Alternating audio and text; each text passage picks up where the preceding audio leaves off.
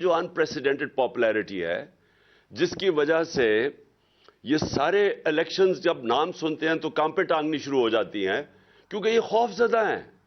ان کو پتہ ہے کہ پبلک کدھر کھڑی ہو گئی ہے. تو سارا جو سٹیٹس کو کا سیٹ اپ ہے وہ سارا مل کے ایک چیز پہ متفق ہے کہ الیکشن نہیں کروانے. اور بدقسمتی سے ان کے الیکشن ہی ایک سولوشن ہے جو اگر ہم نے اس میں سے نکلنا ہے. یعنی اگر پہلا قدم اگر ہم نے اس سے نکلنا ہے، یہ جو کوگ مائر کے اندر جو سارے سپیکرز نے بتایا کہ ہم پھنستے جا رہے ہیں، اور جو آگے دو سیناریوز بتائے کہ یا آئی ایم ایف میں اور اس کے علاوہ تو کوئی چارہ ہی نہیں، آئی ایم ایف پہ جانا پڑے گا، تو ان کی کنڈیشنلٹیز اس سے کیا افیکٹ پڑے گا اس ملک میں غربت میں. اور دوسری چیز کہ اگر نہیں جاتے تو پھر اس سے بھی برا حالات ہیں. تو یہ جو انہوں نے ہمیں یہاں لا کے کھڑا کر دیا ہے، یہ آپ سمجھ جائیں کہ انفارچونیٹلی ان کو یہ جس مرضی طرف سے کان پکڑیں، سلوشن ایک ہی ہے الیکشنز، اور وہ یہ چاہتے نہیں ہیں کیونکہ ڈرتے ہیں. تو یہاں پھنسا ہوا ہے کیچ 22 پاکستان کا. تو میں اب بریفلی، تو کیونکہ ساری قوم تو سننا چاہتی ہے کہ آگے کرنا کیا ہے، کون نکالے گا اس میں سے، میں اس کے اوپر آؤں گا. لیکن میں ضرور یہ کہنا چاہتا ہوں کیونکہ ساری میری قوم کو اس چیز کی سمجھ آنی چاہیے، اور آپ سب جتنے بیٹھے ہوئے ہیں، کہ دیکھیں جو اس ملک سے کیا گیا 9 اپریل کو، اور جس طرح کیا گیا اور جس طرح کی سازش کی گئی، ایک وہ گورنمنٹ جو پہلی دفعہ آئی تھی پاکستان کی تاریخ میں فیڈرل گورنمنٹ میں، وہ گورنمنٹ جب آئی تھی، اور سب کو پتا ہے، آپ نے کیونکہ شوکت ترین آپ سب نے بتا دیا کہ ایک بینکرپٹ گورنمنٹ ملی تھی. پاکستان کی سب سے بڑا مسئلہ ہمارا کیا ہے؟ کرنٹ اکاؤنٹ ڈیفیسٹ، ڈالرز کم ہے. تو وہ تو ایک یعنی اب میں کیا کہوں کہ شارٹ سائٹڈ گورنمنٹس مسلسل آتی گئیں. یہ دو خاندانوں کا کوئی زیادہ لمبا ویژن تھی نہیں. جو پیسے بنانے آتے تھے اور پیسے بچانے آتے تھے، انہوں نے تو کبھی لانگ ٹرم پلاننگ کی نہیں. تو جو ملک اپنی ایکسپورٹس نہیں بڑھائے گا، اپنی ڈالر انکم کو نہیں بڑھائے گا، وہ کیسے کہہ سکتا ہے کہ میں ایشین ٹائیگر بن جاؤں گا؟ میں نے ایسے بھی سلوگن سنے ہیں، لاہور کو پیرس بنا دیں گے. تو سمپل چیز یہ ہے کہ اگر آپ کی آمدنی نہیں بڑھ رہی اور خرچے آپ کے بڑھتے جا رہے ہیں، یعنی امپورٹس بڑھتی جا رہی ہیں، تو آپ کیسے ایک ملک سالونٹ رہے گا؟ ہر شور میں جاتے ہی آئی ایم ایف کے پاس جا رہے ہیں. ہم نے خود ماضی میں شور مچایا آئی ایم ایف کے پاس، کیونکہ ساورنٹی کا ایشو آ جاتا ہے. جب آپ آئی ایم ایف کے پاس جاتے ہیں تو آپ اپنے فیصلے نہیں کر سکتے، اور یہ ایک بڑا ذلت کا سامنا کرنا پڑتا ہے ملک کو کہ آپ فیصلے نہیں کر سکتے. وہ آپ کو حکم دیتے ہیں، وہاں ان کے ریپرزینٹیٹو بیٹھ جاتے ہیں، وہ کہتے ہیں آپ نے یہ کرنا ہے، وہ کرنا ہے، اور وہ آپ ڈرتے ہیں کہ وہ کریں گے تو غربت بڑھے گی. تو وہ جو لاس آف ساورنٹی ہے، صرف اس لیے کہ آپ نے آپ ملک کو مینج نہیں کیا صحیح طرح. اور وہ ابھی ایک حکومت کی نہیں، یہ ایک مسلسل 30-40 سال ہم نے کبھی سوچا ہی نہیں کہ ہم نے اپنی ایکسپورٹس کے اوپر توجہ دینی ہے. اور جب ہماری گورنمنٹ آئی، اور ہم تو پہلی دفعہ آئے تھے، تو میں نے ریئلائز کیا کہ جو ہمارا سارا گورنمنٹ کا سٹرکچر بن چکا ہے، اس کو یہی نہیں سمجھ کہ پاکستان کی پرائرٹیز کیا ہیں. یعنی سارے گورنمنٹ کو تو یہ سمجھنا چاہیے نا کہ جب تک ہماری ایکسپورٹس نہیں بڑھے گی، پاکستان اپنے پیر پہ نہیں کھڑا ہو سکتا. لیکن میں نے ریئلائز کیا کہ جب میں نے ایکسپورٹر سے ملنا شروع کیا، تو وہ ایکسپورٹر سے جب بتانا شروع کیا کیا کیا رکاوٹیں ہیں ان کے راستے میں، تو میں نے شروع میں ریئلائز کیا کہ یہ تو کامن سینس ہے کہ ہمیں ایکسپورٹرز کی تو زندگی آسان کرنی چاہیے، کیونکہ اگر وہ ایکسپورٹ کریں گے تو پیسہ آئے گا، بجائے ایسے معافی کر کے آئی ایم ایف کے پاس پہنچ جائیں. ہم اپنی ایکسپورٹس کو توجہ دیں. اور دوسرا جو ہماری ریسورس ہے اوورسیز پاکستانیز، ان کی جو ریمیٹنسز ہیں ان کو بینکنگ چینلز کے تھرو چینل کریں تاکہ وہ بھی ہمارے پاس ڈالر کی انکم میں اضافہ ہو.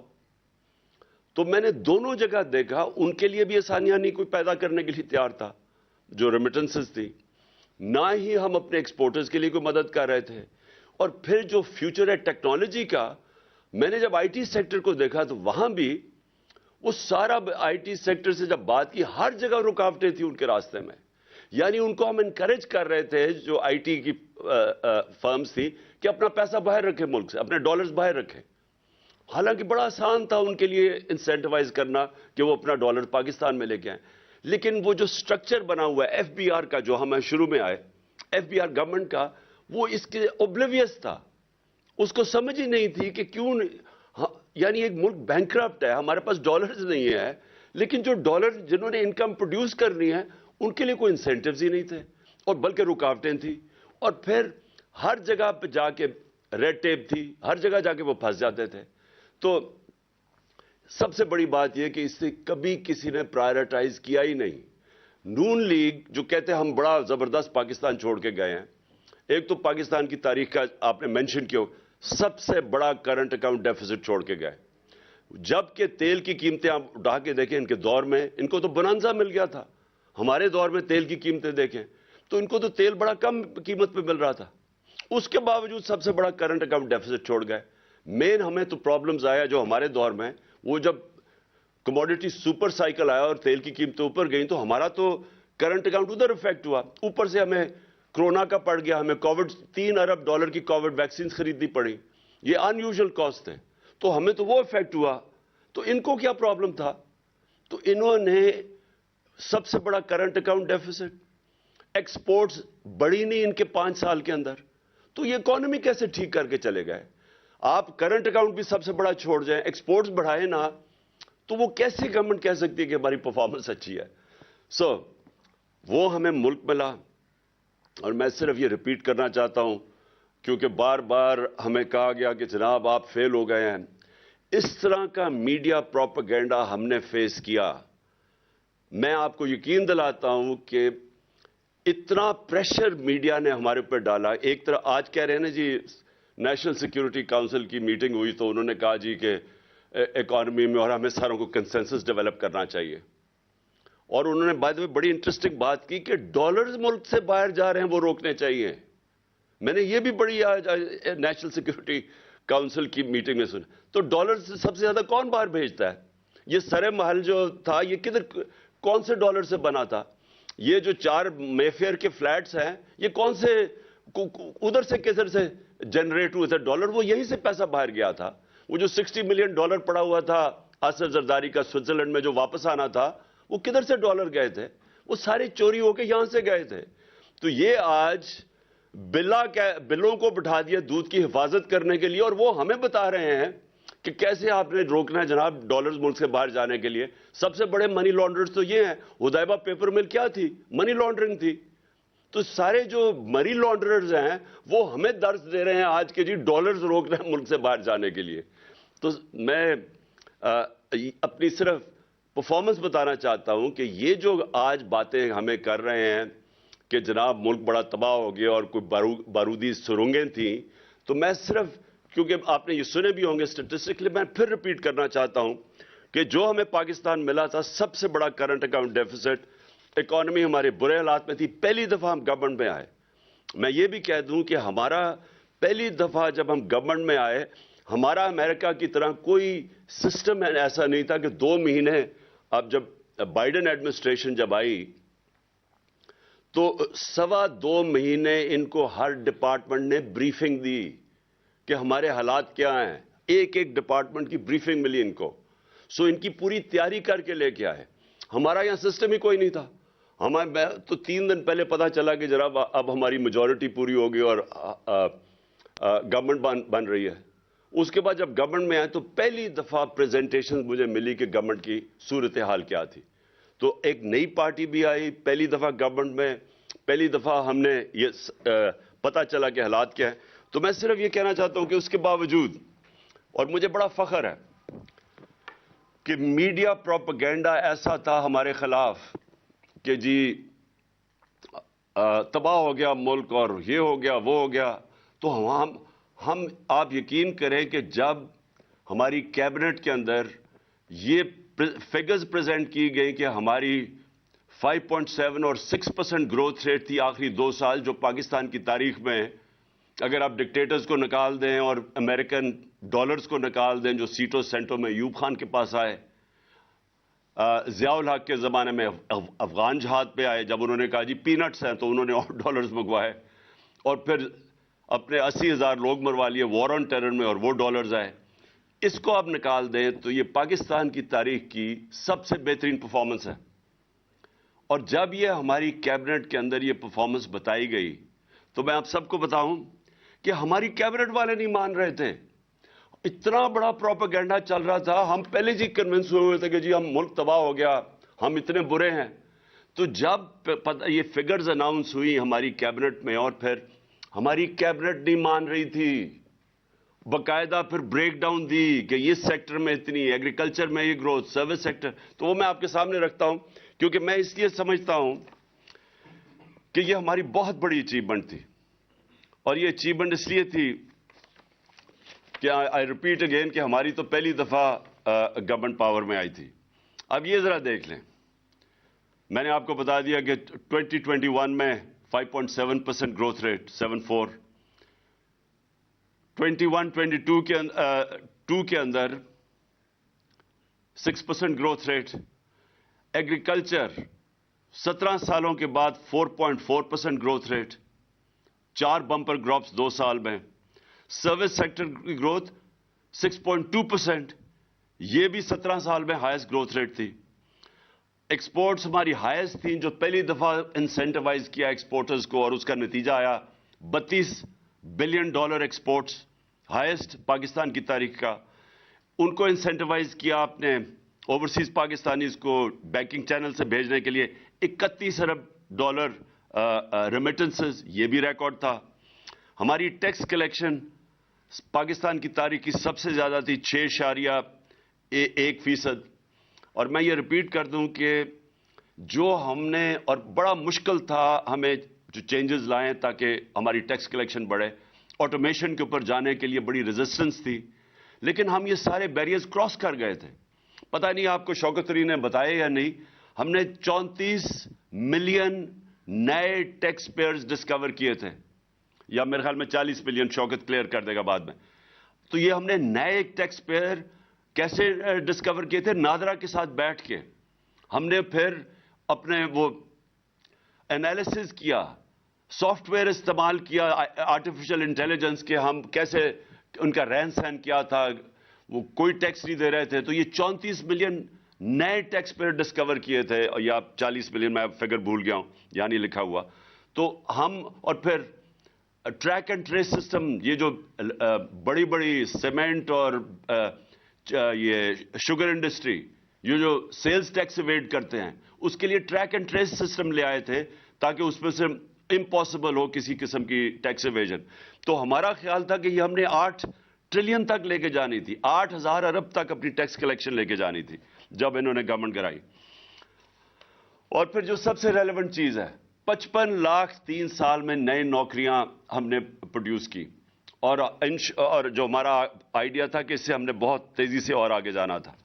تو یہ یاد رکھیں کہ جو ہمیں سب سے زیادہ پرابلم آیا کہ $70 بیرل سے ہمارا ایک وقت پہ گئی $115 بیرل, جو ہمیں اصل پریشر پڑا اینڈ میں جا کے. لیکن اس کے باوجود ہم نے پوری کوشش کی کہ اپنی قیمتیں نیچے رکھیں. آپ صرف وہی نہیں گئی, کموڈیٹی سپر سائیکل میں جو ایڈیبل آئل تھا, گھی تھا, وہ $780 ٹن سے $1,500 ٹن پہ گیا. $780 ٹن سے 1,500, یعنی دگنا ہو گیا تقریباً. کوئلہ جو تھا 80 ٹن سے 280 ٹن پہ چلا گیا ہمارا جو.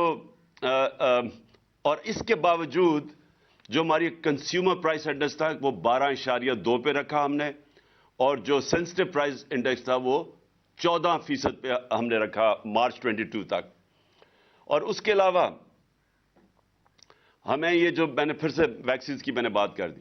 اچھا اب آ جائے, اب میرا یہ کوشچن یہ ہے کہ جو یہ ساری سازش کر کے ان کو لے کے آئے, یہ آپ نے سنی لیا ہوں گی فگرز, کیونکہ میرے سے بہت بہتر اکانومی سمجھنے والے اسپیکرز ہیں. میرا تو سارا تجربہ ہوا یہ جو 3.5 سال میں گورنمنٹ میں بیٹھا, پہلی دفعہ, کیونکہ اتنے بڑے کرائسس تھے اکانومی کے اوپر کہ میرا ایک فاسٹ ٹریک لرننگ ہوئی اکانومی کے اوپر, اور میں بیسکلی ایک چیز سمجھ گیا کہ ہمارا جو ساری گورنمنٹ ہے, جو میں نے شروع میں آپ کو کہا, اس کا ڈائریکشن ہی غلط ہے.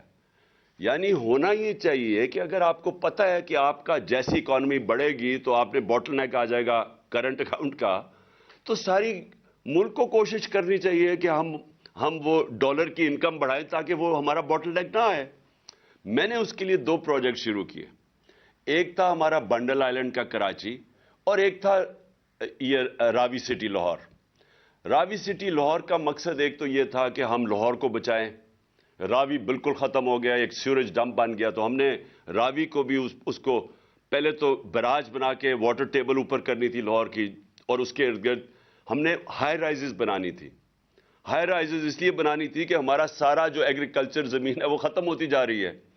تو وہ ہم ریئلائز ہی نہیں کر رہے کہ اگر ہم نے یہ ہاؤسنگ سوسائٹیز کے مافیا کے اندر پھنس گئے تو یہ تو پھیلتے جائیں گے، اور ساری ہمیں تو فوڈ سیکیورٹی کے سویر پرابلمز آنے لگے ہیں. تو راوی سٹی کا مطلب یہ تھا ایک تو کہ راوی کو بچائیں. جب لیک بنائیں گے تو واٹر ٹیبل اوپر چلی جائے گی، لاہور کی واٹر ٹیبل بالکل گر گئی ہے. اور پھر راوی کو جب اس کے ساری ہم وہ واٹر فلٹریشن نہیں، وہ جو ہم پلانٹس لگائیں جو کہ پانی کو صاف کریں، اور وہ صاف کر کے پانی پھینکے راوی کے اندر تاکہ صاف پانی، اس وقت سیوریج آ رہی ہے.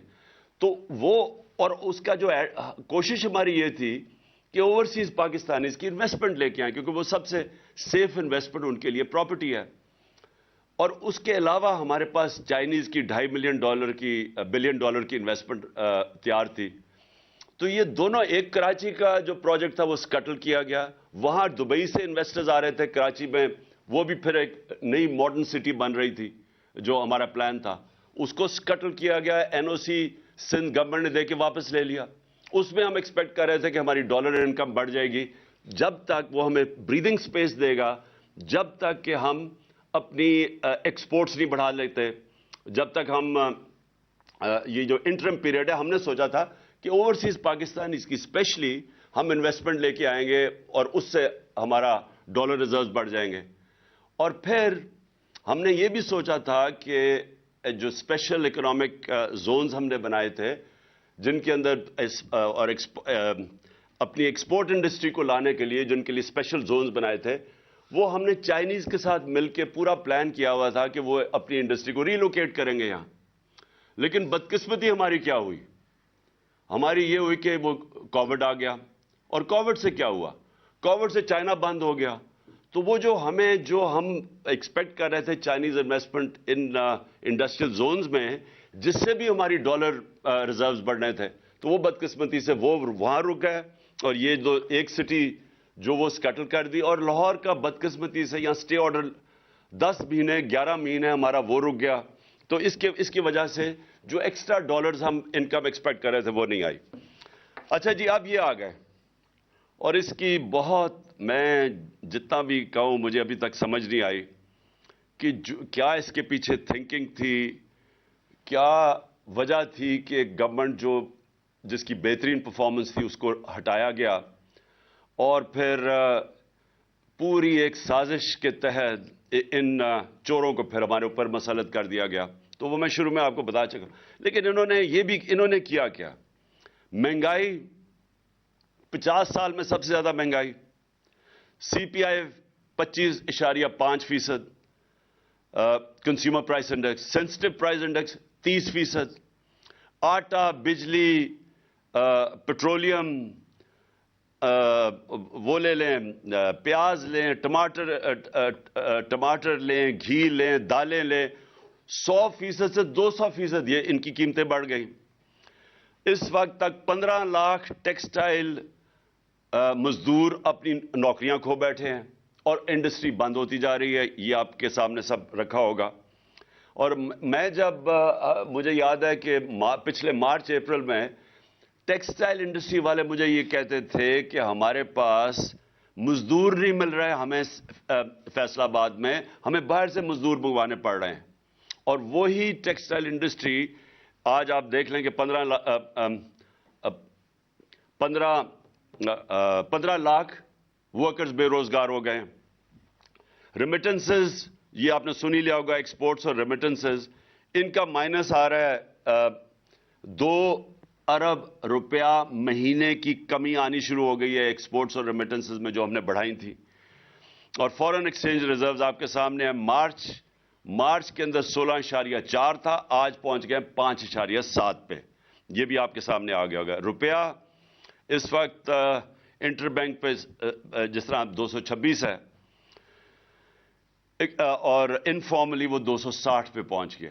اور جو آئی ایم ایف کی اب آگے کنڈیشنز آپ نے سنی, ابھی شوکت کا میں سن رہا تھا, انہوں نے کہا کہ اب اس کو فری فلوٹ کرے, اس کو روپے کو, تو وہ اب کدھر جا کے پڑتا ہے. تو میرا آخر میں دیکھیں, میں صرف سم اپ کر رہا ہوں. پاکستان نے نکلنا ہے ادھر سے کیسے؟ سب سے پہلے الیکشنز. کیوں الیکشنز؟ کیونکہ الیکشن سے آئے گی پولیٹیکل سٹیبلٹی. پولیٹیکل سٹیبلٹی کے بغیر اکانومی سٹیبلائز نہیں کرے گی. کوئی بھی دنیا میں انویسٹر, چاہے وہ ملک کے اندر ہو چاہے باہر ہو, وہ انویسٹ نہیں کرتا جب وہ سمجھتا ہے کہ اس کی انویسٹمنٹ کو خطرہ ہو سکتا ہے. اور وہ خطرہ کیسے ہو سکتا ہے؟ اسے یہ نہیں پتا کہ 5 مہینے 6 مہینے سال کے بعد کیا ہوگا, وہ انویسٹ نہیں کرے گا. سو انویسٹمنٹ جب تک نہیں آتی, ملک کی دولت میں اضافہ نہیں ہوتا, نوکریاں نہیں ملتی, ملک آگے نہیں بڑھ سکتا. تو پہلے تو یہ یہاں رک گیا اب کام. اس وقت پاکستان جو فیس کر رہا ہے وہ سب سے خوفناک سیناریو فیس کر رہا ہے. ایک طرف بے روزگاری اور دوسری طرف مہنگائی اور مزید اور مہنگائی. یہ جو کمبینیشن ہے یہ بڑا خطرناک ہے اس ملک کے لیے. کیوں خطرناک ہے؟ سری لنکا میں اسی طرح کا سیناریو ہوا تھا. سری لنکا کی صرف آبادی 2.25 کروڑ ہے, پاکستان کی 22.5 کروڑ ہے. اگر یہ آبادی کے اندر اسی طرح کا انتشار شروع ہو گیا جو سری لنکا میں تھا, یہ آپ کو مجھے افسوس سے کہنا پڑتا ہے کوئی کنٹرول نہیں کر سکے گا. اور شہروں کے اندر خاص طور پہ جس طرح آپ اگر اس وقت لوگوں سے پوچھیں, آپ تنخواہ دار سے پوچھ لیں کہ وہ گزارا کیسے کر رہا ہے, تو جب ایک مزید اور لہر آئے گی مہنگائی کی, اس کا خطرہ یہ ہے کہ یہ ملک کے اندر انتشار کی طرف چلا جائے گا. لہٰذا جس طرح مرضی, میں نے کہا کان جدھر مرضی سے پکڑیں, راستہ سب سے پہلا سٹیپ ہے وہ ہے صاف اور شفاف الیکشن, جس کی وجہ سے پولیٹیکل سٹیبلٹی آئے. اور امید یہ رکھی جائے کہ گورنمنٹ ایک مینڈیٹ سے آئے, اور پھر جب وہ مینڈیٹ سے آئے تو جب پبلک اس کے پیچھے کھڑی ہو تو وہ پھر مشکل فیصلے کرے.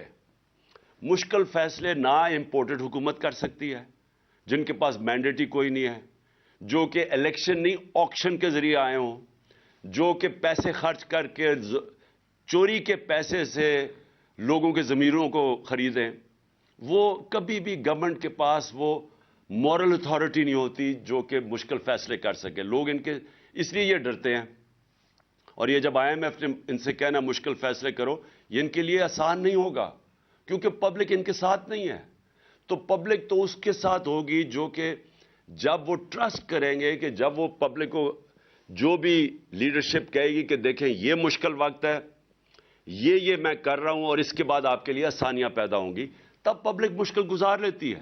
لیکن ان کے ہوتے ہوئے تو ان کے پاس اب کوئی اعتماد ہی نہیں ہے ان کے اوپر, کیونکہ یہ مزید گرتا ہی گیا ہے. اور انہوں نے جو وعدے کیے ہیں, مجھے یاد ہے شہباز شریف کی جو سپیچ آنے سے پہلے کہ 6 مہینے میں ملک کو ٹھیک کر دوں گا, فکر نہ کریں, میں وہ پنجاب سپیڈ جیسی تھی وہ میں ملک ٹھیک کر دوں گا. ایک تو اللہ کا میں شکر ادا کرتا ہوں کہ یہ ایک بڑے اربوں روپیہ ٹیکس پیئر کا خرچ کر کے اپنا امیج بنایا ہوا تھا نا کہ یہ کوئی بہت بڑا جینیس ہے, یہ تو ایکسپوز ہو گیا.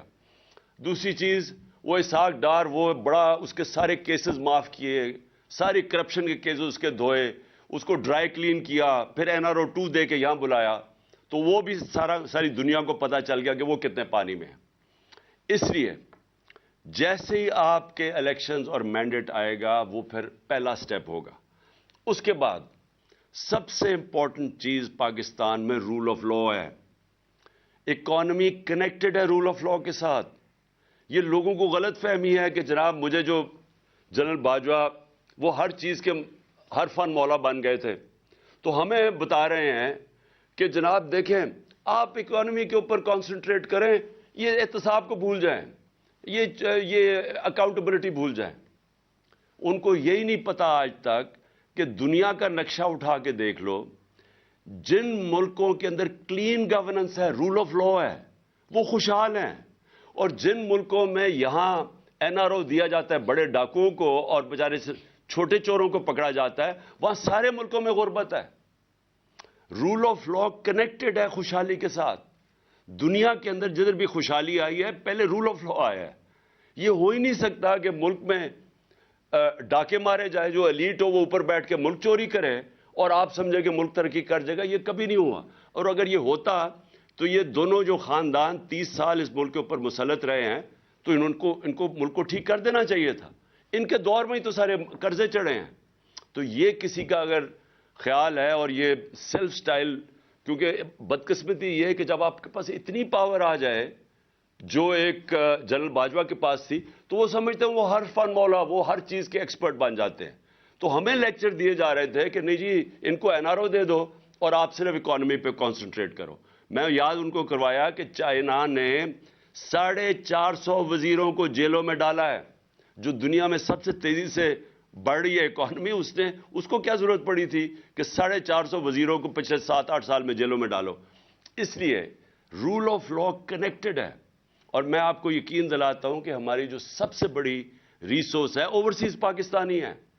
میرا ان سے سب سے دیر 30 سال تک رابطہ ہے۔ انہوں نے شوکتخانہ میں مدد کی، نمل یونیورسٹی میں، PTI کو جس کو فورن فنڈنگ کہتے ہیں، وہ اوورسیز پاکستانی مدد کرتے ہیں، وہ سب سے زیادہ جذبہ رکھتے ہیں۔ ان کی انویسٹمنٹ نہیں آتی پاکستان میں، وہ پلاٹس خرید لیتے ہیں لیکن انویسٹ نہیں کرتے انڈسٹری میں اور بزنسز میں، کیونکہ ان کو کانفیڈنس نہیں ہے، پاکستان کے انصاف کے نظام پہ کانفیڈنس نہیں ہے۔ اور میں مڈل ٹیئر انویسٹرز کی بات کر رہا ہوں، بڑے بڑے انویسٹرز نہیں۔ اور اگر ہمارے پاس 1 کروڑ میں سے میں کہتا ہوں 5 لاکھ پاکستانی بھی انویسٹ کرنا شروع کریں، آپ امیجن کریں کہ کتنی انفلو آگے ڈالرز کی ہمارے ملک میں۔ تو اس کے لیے کانٹریکٹ انفورسمنٹ چاہیے، اس کے لیے رول آف لا چاہیے، اس کے لیے ایک کانفیڈنس چاہیے ہمارے ملک کے انصاف کے نظام پہ۔ تو یہ کنیکٹڈ ہے خوشحالی سے۔ آپ نے میرے سے بار بار سوال پوچھتے ہیں جی آپ کے پاس کیا اس کا حل ہے، یہ جو آپ دلدل میں ملک پھنسا دیا؟ تو حل یہ ہے کہ پاکستان کو ایسے چلانا پڑے گا جو آج تک ہم نے نہیں چلایا۔ ہمیں وہ سٹیپس اٹھانے پڑیں گے۔ ہم نے کبھی رول آف لا اسٹیبلش نہیں کیا۔ مارشل لا آتا ہے تو وہ قانون توڑ کے آتا ہے، اور یہ جو 2 خاندان ہیں ان کی مجبوری ہے اداروں کو کمزور کرنا، کیونکہ یہ چوری نہیں کر سکتے۔ اگر آپ کے ادارے مضبوط ہوں یہ چوری کیسے کریں گے؟ جو اسرائیل کا پرائم منسٹر تھا، اس کو پولیس نے آ کے اس کے اگینسٹ کرپشن کیس کر کے اس کو چارج کر دیا، کیونکہ وہ ان کے ادارے مضبوط ہیں۔ اور یہ نہیں کہ یہ جو یورپ کے اور یہ امریکہ کے لوگ ہمارے سے زیادہ ایماندار ہیں، وہاں کے ادارے ایسے ہیں کہ کوئی چوری نہیں کر سکتا۔ وہ اداروں کا خوف ہے ان کو۔ یہاں آتے ساتھ ہی سب سے پہلے تو ادارے ختم کیے۔ ہم نے اداروں کے اندر میرٹ لے کے آئے، انہوں نے آتے ساتھ ہی پہلے FIA ختم کی، کیونکہ شہباز شریف کے کیسز تھے اربوں روپے کے، اس کو ختم کیا، اس کے اوپر آدمی، اور اس کا اب صرف کام ہے پولیٹیکل وکٹمائزیشن۔ پھر انہوں نے نیب ختم کی، اس کے TT کے کیس تھے اور ان سارے چوروں کے کیسز تھے، ساروں نے اپنے کیسز امینڈمنٹ نیب کر کے ختم کیے، اور انہوں نے وائٹ کالر کرائم پکڑنا ناممکن ہو گیا آج پاکستان میں۔ جو نیب امینڈمنٹس کیے ہیں آپ پکڑ ہی نہیں سکتے وائٹ کالر کرمنل کو۔ اور پبلک آفس ہولڈر، میں یہاں سے پیسہ چوری کر کے اپنے خاندان کے نام پہ رکھ دوں ایز پرائم منسٹر، مجھے کوئی نہیں پکڑ سکتا۔ اب میں پوچھ ہی نہیں سکتا کہ جی آپ کے بچے کس طرح اربوں پتی بن گئے ہیں، کیونکہ انہوں نے امینڈمنٹ پاس کر دی ہے۔ اوپر سے میں یہاں سے پیسہ چوری کر کے باہر بھیجوں، اور پتہ بھی چل جائے کہ میں نے باہر ایک، جس طرح اسحاق ڈار کے پورے دبئی کے اندر وہ ٹاورز ہیں 100 ملین ڈالر کے، پتہ ہی نہیں چل سکتا۔ میں اگر کہوں کہ جی وہ دبئی سے انفارمیشن آ رہی ہے 100 ملین ڈالر کے ٹاور ہیں، انہوں نے کہا جی باہر سے جو ایویڈنس آئے گی وہ ان ایڈمیسیبل ہے۔ سو یعنی کہ آپ نے لائسنس دے دیا بڑے چوروں کو۔ تو میں پھر سے کہتا ہوں rule of law second step ہے، elections first, rule of law second step.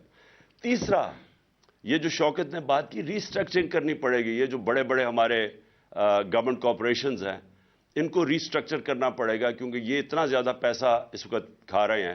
پھر ہماری جو گورننس سسٹم ہے اس کو بالکل اس میں چینجز لانے پڑیں گے، کیونکہ یہ بھی ایک، جب تک ہم اپنا گورننس سسٹم کو میریٹوکریسی نہ لے کے آئیں اور ساروں کو ڈائریکٹ کریں کہ نیشنل انٹرسٹ اس وقت کیا ہے، اور وہ ہے کہ ایکسپورٹس بڑھائیں اور اپنی آمدنی بڑھائیں، فیسیلیٹیٹ کریں، انویسٹرز کو کریں، یہ جو ایز آف ڈوئنگ بزنس کریں، جو ہم نے بڑی کوشش کی تھی. اسمال اور میڈیم انڈسٹری وہ بیک بون ہے، اس کے لیے اتنی مشکلات پیدا کی ہوئی ہیں کہ وہ بیچارے وہ اٹھ ہی نہیں سکتے.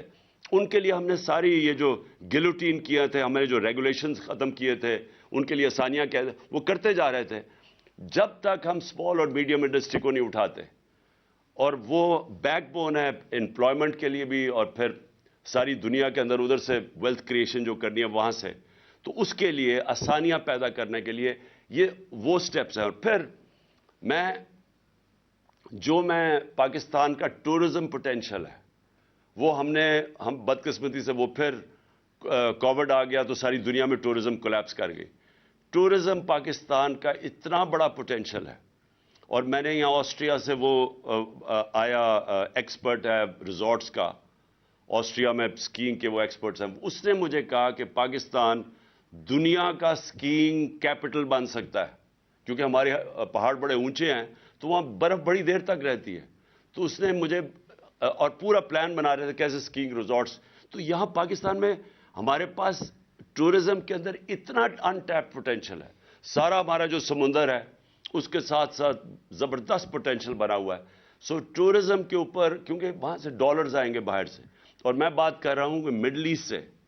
جو مڈل ایسٹ ہے وہ لوگ مسلمان ملکوں میں جانا چاہیں گے ٹورزم کے لیے. اس وقت وہ جاتے ہیں آذربائیجان، لیکن جو پاکستان ہے اس میں بہت مڈل ایسٹ کے لیے بڑی اٹریکٹو پہاڑ ایسے ہیں جو بڑا انٹرسٹ تو ہم کر سکتے ہیں. تو ٹورزم کے اوپر اسپیشل زون بنانے پڑیں گے، ٹورزم زونز، اور یہاں سے ہم بہت زیادہ ڈالر انکم اپنی بڑھا سکتے ہیں. لیکن پھر اور یہ جو ہمارے اسپیشل اکنامک زونز ہیں جس کے اندر ہم انڈسٹری کی ری لوکیشن کروا سکتے ہیں چائنا سے. سو یہ فیوچر کے میں آپ کو پلانز بنا رہا ہوں. لیکن اس سب سے آخر میں دو چیزیں، الیکشنز اور رول آف لا. یہ دو چیزوں کے بغیر جدھر آج اللہ نے پاکستان کو کھڑا کر دیا ہے، اس کے بغیر پاکستان کو کوئی نہیں اس مشکل وقت سے نکال سکتا. یہ جو ان کی اب کوشش ہے، انکم ہماری گرتی جا رہی ہے، بے روزگاری بڑھتی جا رہی ہے، ویلتھ کریشن ہو نہیں رہی، قرضے بڑھتے جا رہے ہیں، جو سارا پاور سیکٹر کے کانٹریکٹس انہوں نے سائن کیے ہوئے ہیں وہ کیپیسٹی پیمنٹس دینی پڑ رہی ہیں. پیسہ ہے نہیں بجلی استعمال کرنے کے لیے، پیسہ ہے نہیں کہ ہم باہر سے جو امپورٹڈ فیول کے اوپر یہ پاور اسٹیشن چلانا ہے وہ ہم چلا نہیں سکتے. تو ایک طرف لوڈ شیڈنگ ہو رہی ہے، دوسری طرف کیپیسٹی پیمنٹس دے رہے ہیں کیونکہ ہمارے پاس پیسہ ہی نہیں ہے امپورٹڈ فیول کے لیے. سو پاکستان جدھر آج انہوں نے پھنسایا ہوا ہے اس کے لیے بڑے چینجز کرنے پڑیں گے. جس طرح ہم نے اپنی گورنمنٹ چلانی ہے، لیکن وہ شروع ہوگا فری اینڈ فیئر الیکشن سے. اور پاکستان میں رول آف لا اسٹیبلش کرنا اب ناگزیری ہو چکا ہے.